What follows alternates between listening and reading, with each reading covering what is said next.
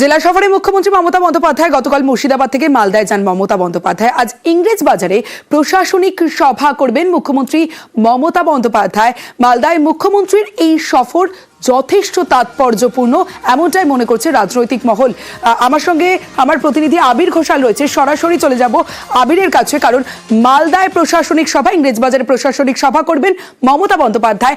আবির, মালদায় একাধিক ইস্যু, আর সেই ইস্যুর মধ্যে আজ প্রশাসনিক সভা মমতা বন্দ্যোপাধ্যায়, কোন কোন দিকে নজর দেবেন মুখ্যমন্ত্রী?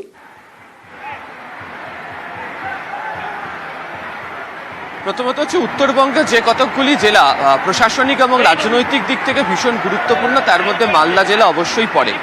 যদি প্রশাসনিক দিক থেকে দেখতে পাওয়া যায় তাহলে হচ্ছে এখানে একটা আন্তর্জাতিক সীমান্ত রয়েছে, অন্যদিকে হচ্ছে বিহার ঝাড়খণ্ডের যে সীমানা সেটাও খুব কাছে। বিভিন্ন সময় অভিযোগ ওঠে যে সেখান থেকে এসে এখানে দুষ্কৃতীরা তারা চলে আসেন, কোনো একটা অশান্তি তৈরি করে তারা চলে যান। আবার ভাঙনের সমস্যাও মস্ত বড়, এবং সেই সমস্যা নিয়ে কেন্দ্রের কাছে বারবার দ্বারস্থ হয়েছে রাজ্য সরকার, যদিও রাজ্যের অভিযোগ যে কেন্দ্রের তরফ থেকে যে বৈষম্যমূলক নীতি গ্রহণ করা হয়েছে তার প্রেক্ষিতে ভাঙন নিয়ে এখানে কাজ করা হয় না। আবার যদি তুমি দেখো যে গত কয়েকদিনে মালদাতে দুটি খুনের ঘটনা ঘটেছে, যে গোটা ঘটনা নিয়েও ভীষণ রকম চর্চা শুরু হয়েছে।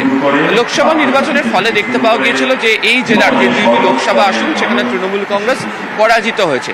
আবার বিধানসভাতে এই জেলাতে তৃণমূল কংগ্রেসের ফল ভালো ছিল, এমনকি স্থানীয় স্তরের নির্বাচনেও তৃণমূল কংগ্রেসের ফল ভালো। যেহেতু আগামী বছর রাজ্যে বিধানসভা নির্বাচন রয়েছে এবং মালদাতে একাধিক আসন রয়েছে, ফলে এক মানুষের যে চাহিদা, বিশেষ করে মালদহ জেলার ভৌগোলিক অবস্থানকে বিচার করে সেগুলোকে তাদের হাতে পৌঁছে দেওয়া, অর্থাৎ প্রশাসনের তরফ থেকে সর্বত্র সাহায্য করা হচ্ছে বা পাশে রয়েছে এই বার্তা দেওয়া। দ্বিতীয়ত রাজনৈতিক দিক থেকেও দলের স্তরের কর্মীদের তাদের জন্য বার্তা, এবং শারীরিকভাবে যে বিভিন্ন ঘটনাকে নিয়ে গত কয়েকদিন ধরে চর্চা হয়েছে, বিভিন্ন সময় বিরোধীরা যে বিষয়গুলোকে নিয়ে আক্রমণ করেছে, সেই প্রেক্ষিতে দাঁড়িয়ে বার্তা আজকের এই মঞ্চ থেকে মমতা বন্দ্যোপাধ্যায় তিনি রাখতে পারেন। তবে সামগ্রিকভাবে দেখতে গেলে হচ্ছে এই রাজ্যের ক্ষেত্রে, এই জেলার ক্ষেত্রে এই ভাঙনের মতো একটি ইস্যু মস্ত বড় আকার ধারণ করেছে, এবং বারবার ধরে সেই ইস্যু নিয়ে সরবত দেখতে পাওয়া গিয়েছে মমতা বন্দ্যোপাধ্যায়কে। তিনি চিঠি লিখেছেন, নীতি আয়োগের বৈঠক, সেখানেই প্রসঙ্গের কথা তিনি তুলে ধরেছেন। এমনকি গতকাল মুর্শিদাবাদের সভা থেকেও ওই প্রসঙ্গের কথা তিনি উল্লেখ করেছিলেন। এক্ষেত্রে দাঁড়িয়ে রাজ্যের তরফ থেকে যথাযথ ব্যবস্থা গ্রহণ করে এগোনো হচ্ছে।